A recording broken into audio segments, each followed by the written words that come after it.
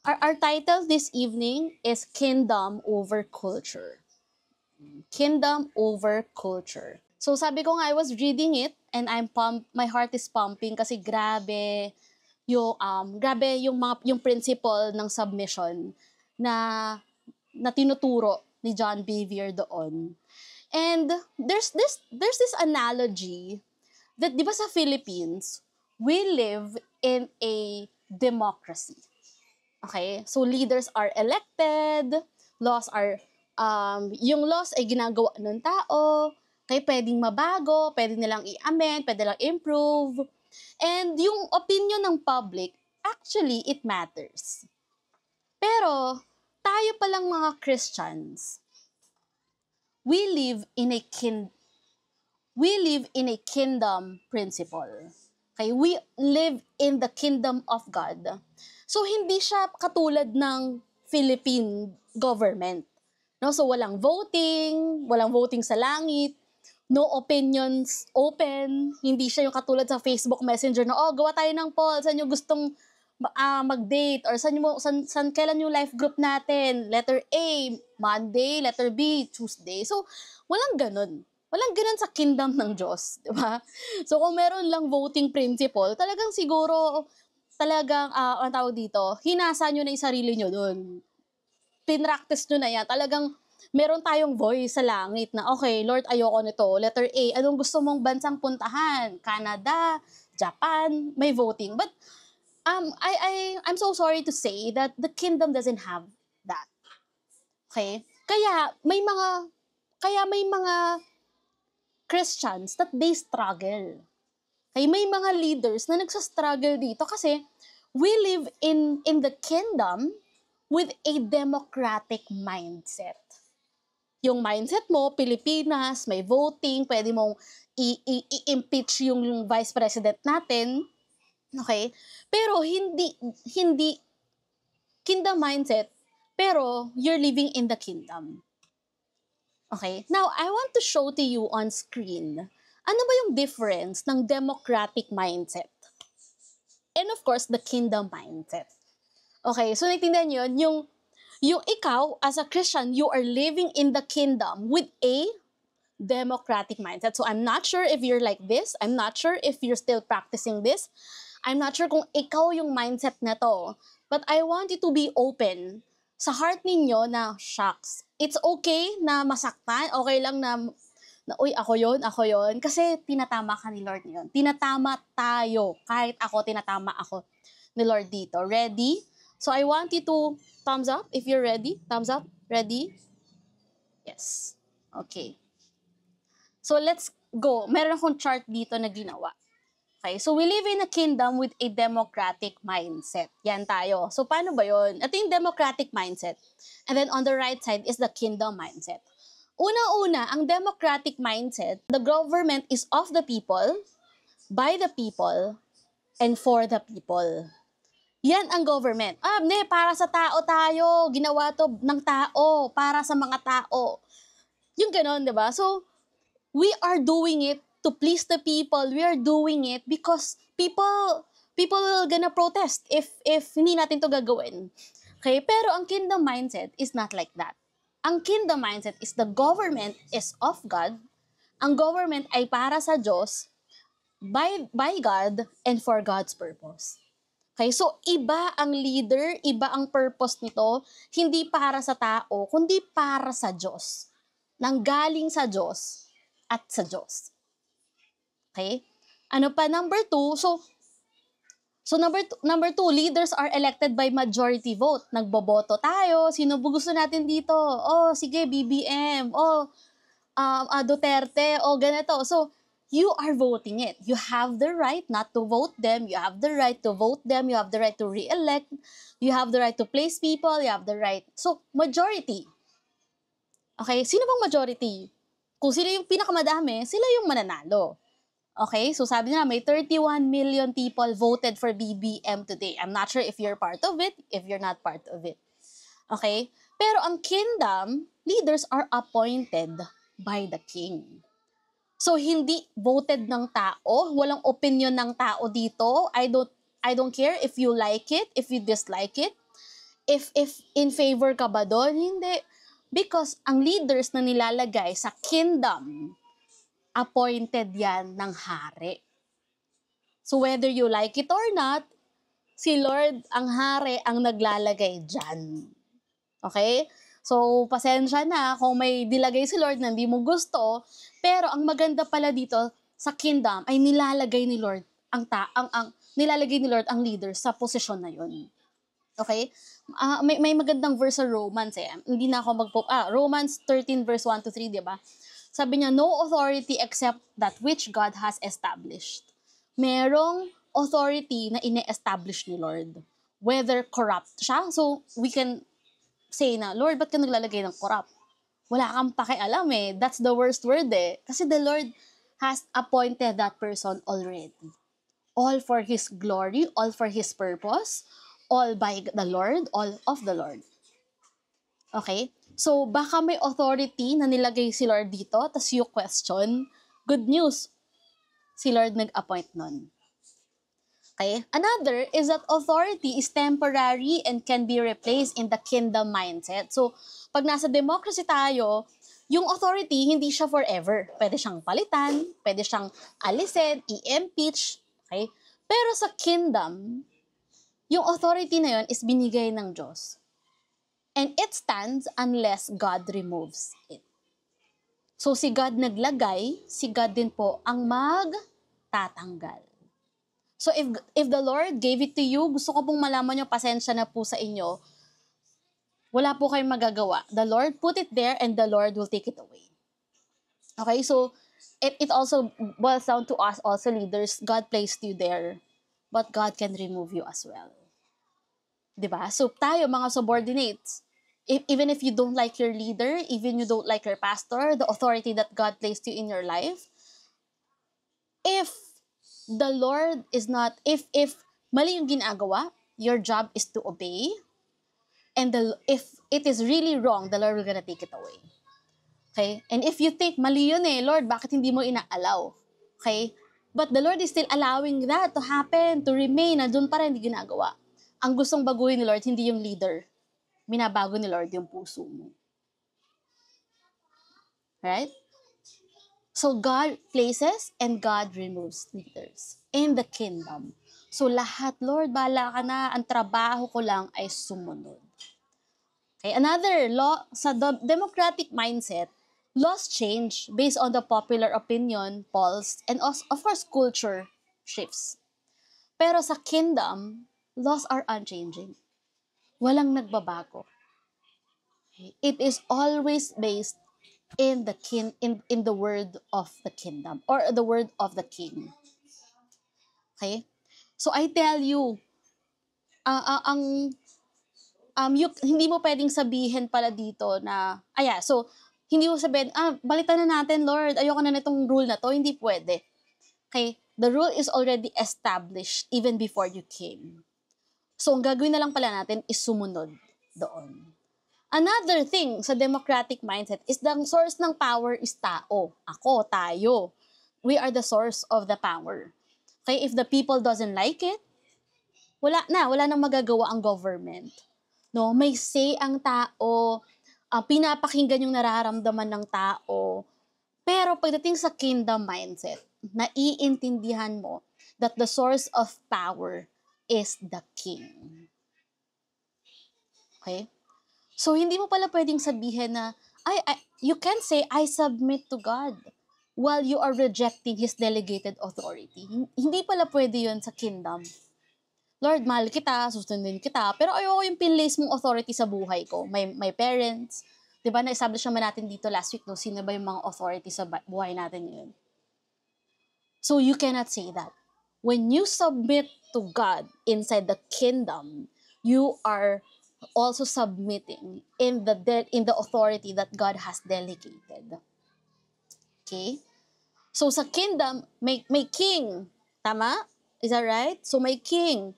Tapos meron din palang rank and order. So ito yung mga spiritual authority structure na binigay ni Lord dyan. And then there is an unchanging law, which is the word of God. Okay? So may hari, May mga ranks and orders na nilagay dyan, may mga leaders na nilagay, may mga rulers na nilagay, ranks na nilagay, pero at meron ding law. It is unchanging law. Okay? So in the kingdom, ang pinaka-supremo is ang king. Yung will ng king. Okay? Hindi yung desire ng puso ng tao. Right? So what else? Last table. Democratic mindset, ang citizen have the freedom to disagree. Pero ang mag-disagree, mag-protest, and mag-refuse without obedience. Ayoko, bala ka. Sige, magmumulta na lang ako. Ganun, di ba? Pero yung mga citizens under the kingdom mindset are subject whose primary duty is obedience. Grabe, sabi ko, Lord, ang bigat. Ang citizen ng kingdom, ang pinakatrabaho mo is not to disagree, it's not to protest, it's not to answer the poll questions, but it is obedience. Can you please type in the chat box, obedience? Obedience. Yun yung pinaka-trabaho mo, duty mo. Sumunod. Without delay, yan, kasama na. Obedience, full obedience, kasama yan. Lahat na nakasama ng obedience. Ano ba kasama ng obedience? Full, without delay, hindi partial obedience. Ano pa ba? No? So, kompleto na obedience, na pagsunod with all your heart, with all your mind, with all your soul. Gusto mo na, iintindihan mo na, hindi, sinabi ng king ko to. Sinabi to ng hari ko. Sinabi ko to ng authority na under sa akin. Grabe yung kingdom, no? Parang, wow, I love this. Parang, I love to be in the kingdom. My job is to just obey. Alam mo bang pinakamahirap na job is yung mag-isip ka pa kung paano gawin yung mga bagay na hindi naman pinapagawa sa'yo? Diba? The easiest thing that you can do is to follow. Yun na lang. Sinabi na sa'yo, in-instructionan ka na. Ang job mo na lang is to follow through. And that's wonderful. Diba, minsan napapahama ka pa kasi simpleng instruction, di mo pa magawa, diba? Obedience is the safest place.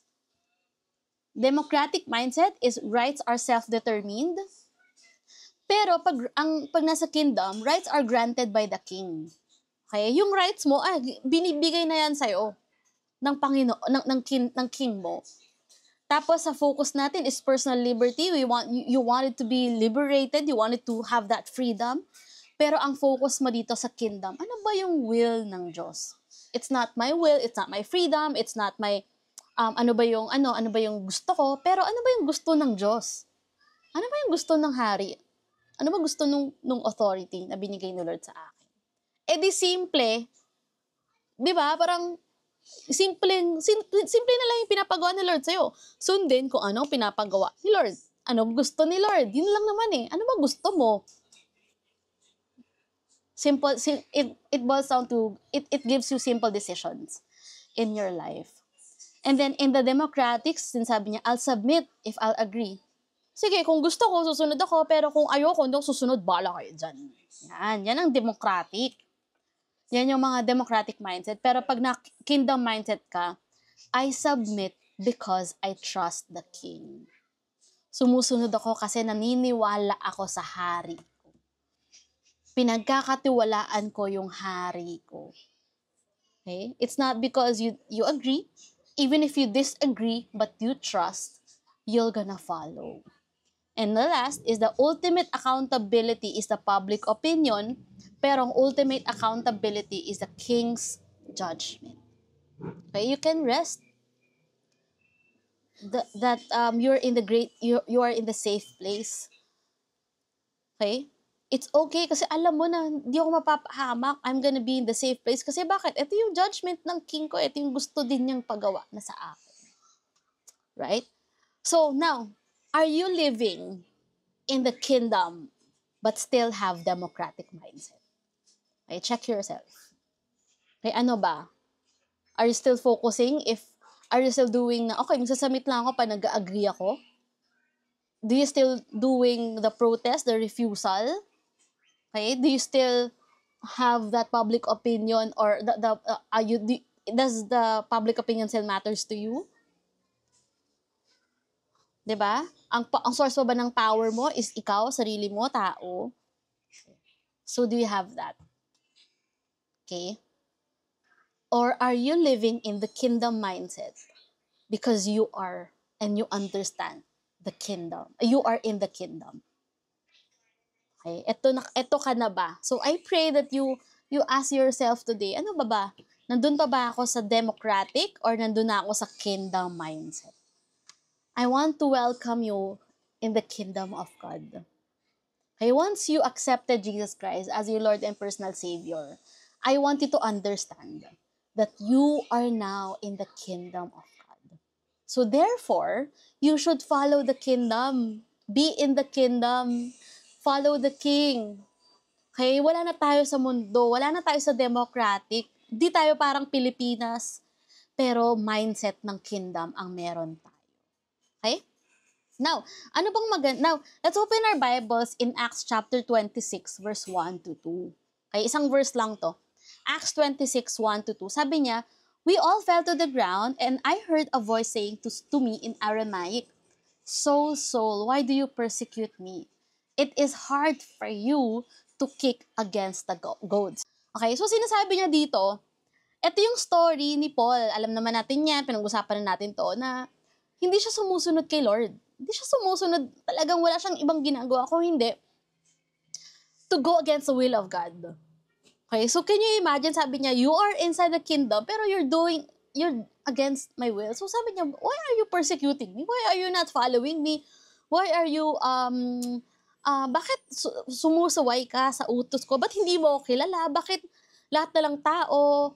And it's actually a powerful question during this time. And then sabi niya, may isang analogy ba tawag dito?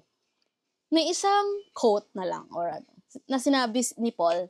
Sabi niya, it is hard for you to kick against the goads. Okay, ano ibig sabihin nito? What do you think is the meaning of it is hard for you to kick against the goads? Itong picture na to on your right, sabi niya, ito yung goad, yung hawak ng shepherd. Okay? Yung goad, it is a sharp stick. Okay? Ginagamit siya ng mga farmers daw to prod oxen. Okay? Para lang makontrol mo yung oxen to move or maybe to stay. Para lang ma-stay siya dun sa right path. Okay? So, yan yung ginagamit niya. So, hinahampas niya yung mga oxens. Siguro ngayon, sa context natin, kalabaw. Okay? So, pag yung ox, they resist, ayaw sumunod, gustong pumuntang diretso, gustong kumaliwa, or gustong kumanan. Ang tawag doon, you're kicking against the goad. Okay, so in doing so, kapag nag-resist ka, pumalag ka, you are actually hurting yourself. Yung ox, hindi siya nakakabuti. Sinasaktan mo yung sarili mo. Kasi ang sharp nung stick eh. So, kapag nag-resist ka, hahampasin ka lang. Gagamitin yung sharp stick na yun. So, ibig sabihin, ginagamitan ka ng stick na yun. So, ang sakit-sakit niya. Kaya sinasabi niya, ito yung path ko, ito yung gusto kong paggawa sa iyo, soul. Ito yung direction natin. But you are persecuting me. You are going against my will. You are going against the kingdom of God. Kaya sabi ni Paul, ni Lord dito, ni Jesus, it's hard for you to kick against the goad. So sinasabi niya, you're fighting against my direction, my purpose sa buhay mo. And it's getting hurt. The ones getting hurt is not actually me. You're hurting yourself. So sinasabi niya, you're just resisting God's authority. Pointless yan and harmful yan. Dinadamage mo lang yung sarili mo.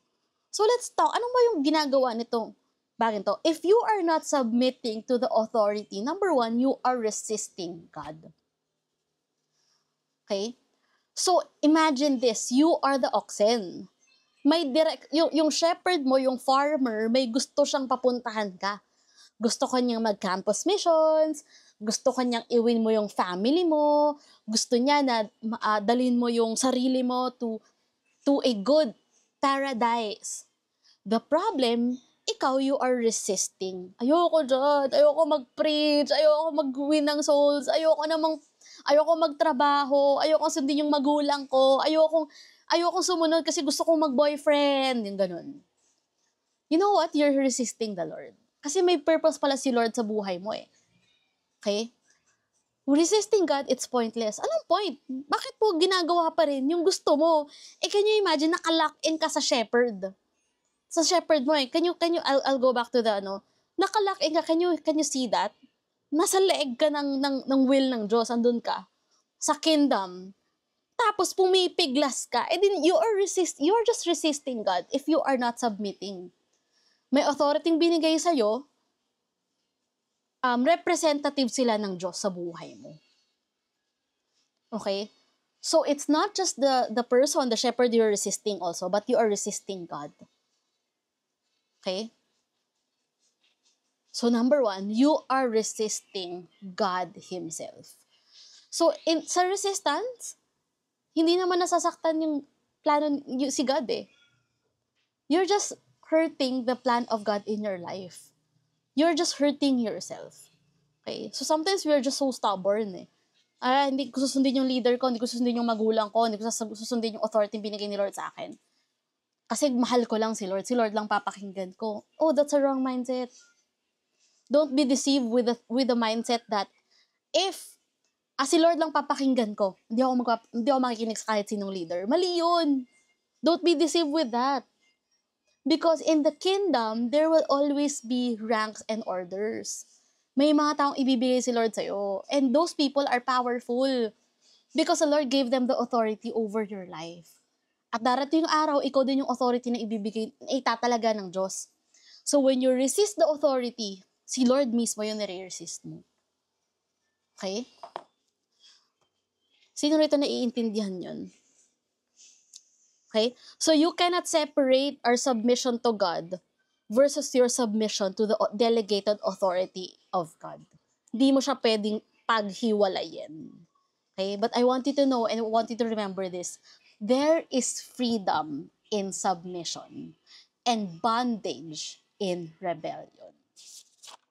Gusto mo malaya? Mag-submit ka kay God at sa delegated authority ng Diyos sa buhay mo. Okay, alam niyo ba ang tactics ng enemy? If you'll remember the story of Adam and Eve, ang gusto naman talaga ni Lord, 'di ba? Oy, place kita dito, you have a perfect life, Adam and Eve. You need to follow me. And there's this one instruction, I'm gonna give it to you. Pero, dumating yung kaaway si Satan, anong ginawa? Uy, wag ka maniwala dyan. You're gonna enjoy your life. Don't follow the Lord. Wag mo sundin yung sinabi ng Diyos. Hindi yon. Gusto lang niya mabuksan yung mata mo. Diba? Parang, ang tactics ng kaaway, pakita sa'yo na kalokohang sumunod sa authority. Kalokohan yan. And also, kalokohan ng sumunod sa Diyos, yan yung papakita ng kaaway sa atin. Pero, if you will resist God and the delegated authority in your life, you're gonna be in danger. Akala mo maganda buhay mo, hindi. You're gonna be in danger. Okay? So, papakita lang niya magandang buhay, liberating, may liberty, may freedom, but there's bondage on it. Okay? Hindi ka magiging masaya, hindi ka magiging fruitful. I tell you, if you'll keep on proving that I can do it even without the delegated authority of God in my life, I tell you, you're just bound to fail. Okay? Tama?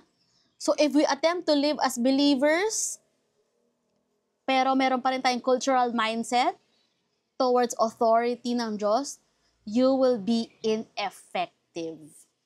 And worst, yung position mo will gonna be in danger. Okay? But if you don't agree with the authority, you're gonna be complaining, you're gonna be protesting, you're gonna be putting chismis on it, you're gonna say bad things about it, I tell you, you're gonna be ineffective. Right? So number 1, if hindi ka sumunod sa authority ng Diyos, you're just resisting the Lord. Number 2, kayo na ko pa rin ito sinasabi, you're just hurting yourself. Okay? Sinasaktan mo yung sarili mo. Okay? Kaya nga sinasabi ko, di ba? Yung goad, if you're gonna resist, you're not gonna submit to the authority, may direction, andyan na, may will na ni Lord, Tapos, pag piglas ka pa ng piglas, masasaktan ka lang. Okay? Yung resistant doesn't hurt you, doesn't hurt God's plan, doesn't hurt the Lord and the designated authority. It hurts you. It hurts us. Akala mo ako nasasaktan? Hindi, ikaw. Ako ba napapahamak? Yung magulang mo ba yung napapahamak? Hindi, ikaw. Yung magulang mo ba yung nabuntis? Di ba? Hindi naman ikaw. But you don't want to follow. Okay? Ikaw yung nade-destroy if you're not gonna be following. Ang dadami ko naririnig ng mga batang rebelde sa mga magulang nila. Tingin mo ba yung magulang yung nagsasuffer? Hindi. You don't have a future. Pag nagkaanak ka din, nangyayari din yun sa'yo. Imbes na kumikita ka ng malaki, may trabaho ka na, maganda na buhay mo, pero you keep on rebelling against your parents, you're the one in danger. It's not your parents. Diba? Pero ang dami ko nakitang sumunod sa magulang, they're prosperous na yun. Okay? So if you think you're just hurting your pastors, hindi kami nasasaktan. So, ikaw yung nasasaktan. Okay? Kami nakakatulog kami ng maayos, okay lang kung ayaw mo kami sundin. Ayaw mo sundin yung magulang mo, okay lang kung ayaw mo sundin yung boss mo. You're just hurting yourself. Ikaw yung hindi nakakatulog. Okay? Naintindihan niyo yun? Yes? Okay. That's it, no? So, you're just inflicting yourself with pain, spiritually, emotionally, and sometimes even physically. Nagkakasakit ka na. Kasi, wala kang ginawa kundi pumiglas. Kasi hindi mo gusto yung ginagawa. Pinapagawa din sa'yo. Okay? And of course, if you're gonna submit, when we submit, number one, ano yung advantage pag nag-submit ka sa authority binigay ni Lord sa'yo? It brings direction and protection. Kung ano, if you have farmer, if you have the shepherd guiding you, telling you where to go, actually, ang bless mo nga, meron kang shepherd, diba? Directing you where to go, what to do, saya. Kesa naman mag-isa ka lang, di mo alam kung saan ka pupunta. Meron kang direction. Meron ka rin protection. Okay? So, hindi ka naman yan dadalhin sa kapahamakan. Pero syempre, di ba, hindi, mag-drugs na lang tayo, mag-inuman na lang tayo, baka naman masa maling shepherd ka. Mag-isip-isip ka na. Di ba? So, for sure, we have the right, we have the will. Ano ba yung tama at mali? Okay?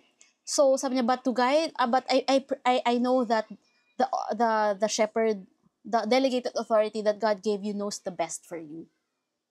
Okay? So, for sure, God is using the word, God using the Holy Spirit, and of course, God-given authority to keep us on track towards the purpose of God.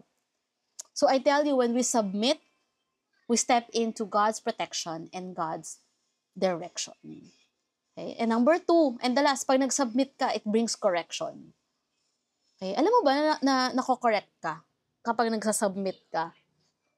Correction is not something you like, for sure yan. It's not, but correction is actually a tool of guidance. Kapag wala kang God, you're gonna be, you're gonna wander and you're gonna get lost.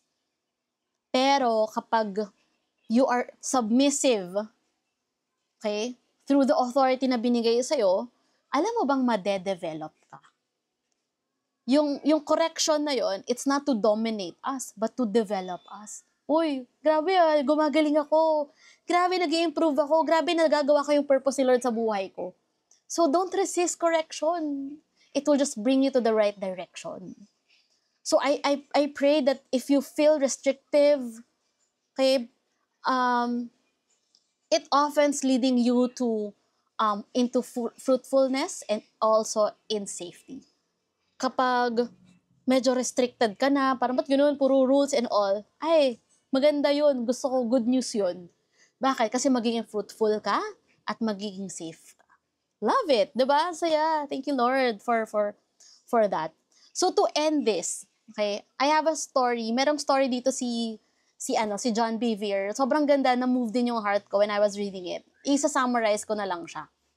There was this time in his ministry that naging associate pastor siya. And then, lumipat siyang Louisiana. And then, nakakita siya ng isang church na doing great things. Maganda yung move ni Lord. So, ginagawa niya, may mga home cell groups. Parang life groups. So, they're having parties in the life group. House to house, ganun. And then, After that, they're gathering into a coliseum, feeling like 1,200 students. Ganun. So, umuwi siya sa church niya. Sabi niya, wow, I like it. Sabi niya doon sa associate pastor niya, we're gonna do this. Ito gagawin natin. We're gonna have home life groups. Okay? And then bring people to home life groups, little small groups. And then right after, kapag na-disciple natin yon, we're gonna fill Araneta Coliseum. Yun. So the direction is to build home life groups, no? Small, ang tawag nila, parang small parties. It's a great, isn't it? It's a great strategy, home life groups. Okay, hindi ko sinasabing ito yung will ni Lord sa atin, ha? Baka maya-maya, ito na rin yung gagawin mo sa buhay. Sa ano. But this is the story. So, bumalik siya sa pastor niya. Sabi ng pastor niya, nasa staff meeting sila, sabi niya, okay, John, sabi niya, nilagay ko ba rito sa PowerPoint? John, and the whole pastor, sabi niya, the Holy Spirit told me that the direction of this church is not to have home cell groups. So as a pastor explaining dun sa direction ni Holy Spirit, nakatingin si John, Geared up na kami. We're gonna gather 2,250 students. We're gonna save more souls. Sabi niya, grabe. Tapos ngayon, papahintuin. So, nagkaroon sila, Pastor, isn't it, ang nakuha nating direction will start life groups? Ganyan. Sabi ng Pastor John, the Holy Spirit told me the direction of this church is not to have home cell groups. Pastor, paano yun? Ready na kami. Anong gagawin ko sa mga estudyante? Ready na sila. Sabi ng Pastor John, the Holy Spirit told me the direction of this church is not home cell groups. 15 minutes nagbabargain siya. Sama ng loob na galit siya. Umuwi siya, sa bahay niya, nagdadabog siya. Alam mo ba kung anong ginawa ni Pastor? Sabi niya, wag na daw tayo mag-home cell group. Sabi ng asawa niya, siguro may tinuturo si Lord sa'yo. Amazing naman yun. Isn't it, my plan is great? Isn't it, maganda yung strategy? Isn't it, at the end of the day, we're gonna have more souls bringing into the kingdom of God. Ganyan. And as, habang nagme-meditate siya quietly, nakarinig siya ng voice. Sabi niya, parang, for the longest time, guys, to give you a context, 8 months daw, tinatrabaho ni John Bevere yung party na to. Okay? And ang dami-dami niyang mga arguments in his life. So sabi niya, sige. Tapos kinausap siya ni Lord during that time. Sabi niya, Lord, sabi niya, John, bakit ka nagdadabog? Kaninong ministry ba yung binibuild mo? Sa'yo or sa akin? Sabi ni Lord sa kanya. Habang nandun siya sa bahay, sabi niya, Lord, sa'yo. Sa'yo naman to para naman sa tao mo to, di ba? Maraming souls ang dadating para sa'yo. Lord, alam mo ba na mas maraming souls ang madadala if we're gonna have home parties? Sabi niya. So, nag-vent out siya, ganyan, and all of that. But sabi ni sa kanya, ni John Bevere, ni Lord sa kanya, ganda I'll show it to you. Sabi niya, okay, susunod ka sa pastor mo. Parang ganon. Because the delegated authority of the Lord is your pastor. Sige, susunod ako. So, on his mind, I'm gonna meet all my leaders. Sabi niya, leaders, okay, cancel na yung life group natin wala na yan, home party. Sabi ng pastor natin, huwag na daw tayo mag-ganon. Sabi niya, is that what you want to say? On his mind, nag-uusap sila ni Lord. Ganun mo ba sasabihin? Okay, na you're saying the good news, pero you're actually rebelling pa rin. Okay? Then sabi ni Lord, so I want you to change. So, merong isang verse binigay ni Lord sa kanyang ganda, pero hindi ko nasasabihin. Psalms 51 verse 16. And then sabi ni Lord, this is what the Lord told him. In fact, sabi niya, you could win all the youth in Orlando. Pwede mo naman sundin yung puso mo, yung ginagawa mo, yung plans mo, and you can stand before me. And you will still be judged for not submitting to and being faithful to the pastor I put you under. So it's not about the good plans that you have, but the Lord is testing your obedience at this moment. The Lord spoke to him that way. So, sabi niya, yung na-change yung heart niya. From that moment, tinawagan niya yung pastor niya, nag-sorry siya. Sorry for rebelling against you. Sorry for not following you. Pastor, sige po, we will cancel the home parties. So the next day, pumunta siya sa taon niya. Sabi niya, guys, I have a good news for you. Our pastor told us that we need to cancel because the Lord has a greater plan for us. Ganon yung, biglang ganon. Sabi niya, and the Lord is birthing, sabi niya, God has spared us from birthing and building something that is not from Him. Our senior pastor has told us in the staff meeting this week that the direction of the Holy Spirit for this church is not to have home cell groups. So immediately, effectively, the parties are canceled. And alam niyo po ba na-reflect niyo yung excitement dahil excited siyang sumunod sa pastor niya because yun daw yung sinasabi ni Holy Spirit. So it reflected yung mga estudyante, yay, okay, sige po, we're excited to know ano ba yung susunod, ano ba yung talagang purpose ni Lord sa buhay niya.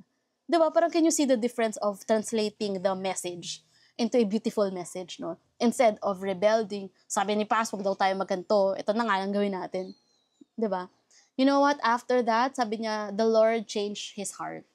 His broken and contrite heart. So, sometimes, ang nagre-reflect is yung heart natin eh. Hindi naman yung heart ng pastor, di ba? So, sometimes our plans are good, but if it's not the direction, but if the calling is to submit, then you go for the submission. And actually, it's really, really beautiful. Alright? So, kung ganda, I love that. And I prayed that you're gonna be, sana ma-founded ka with the submission in your heart over the delegated authority of the Lord in your life. Because ang pinaka-importante is, yes, you submit to God through the delegated authority that God gave. That's it. Wala pa naman natin si Lord for the powerful word. Okay. Yun. I love that. So my question for you tonight is that, what areas of your life you might be kicking against the goads? Or maybe you're resisting God's authority, thinking it's your freedom, but actually it's causing you your own pain. Or, what are your realizations today after hearing the word of God?